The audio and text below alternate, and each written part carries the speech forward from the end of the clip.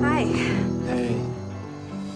I play a character called Dean, and he's a little bit lost in his life, and he's trying to find, his little niche in high school. He doesn't have that many friends, so he's trying to kind of find himself, so to speak.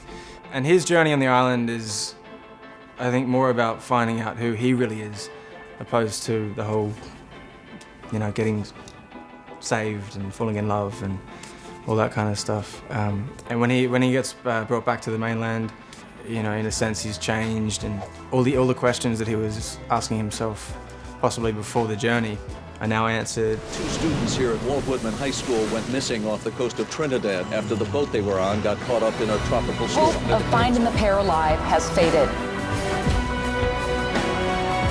There's no one out there. The toughest scene for us to shoot was the stuff in the lagoon, because we were both just freezing. If you zoom up, we're like, all that was ADR'd because we can't even talk properly. Our mouths are blue, and yeah, that was probably the hardest one for us to shoot. And what was the funnest scene that kind of stuck out for you, and is it just an actor, is just really fun for you to? I enjoyed all the water stuff myself. Anytime that I got in the water, in the ocean, not in the lagoon.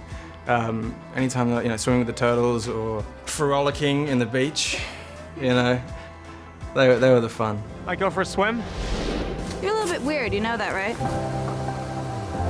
Hey, prom queen! Don't look! You're the one who asked me to be here and stand guard. Once I booked the job, I watched the film and did a bit of research. And what? I hadn't really heard of the films beforehand. Really?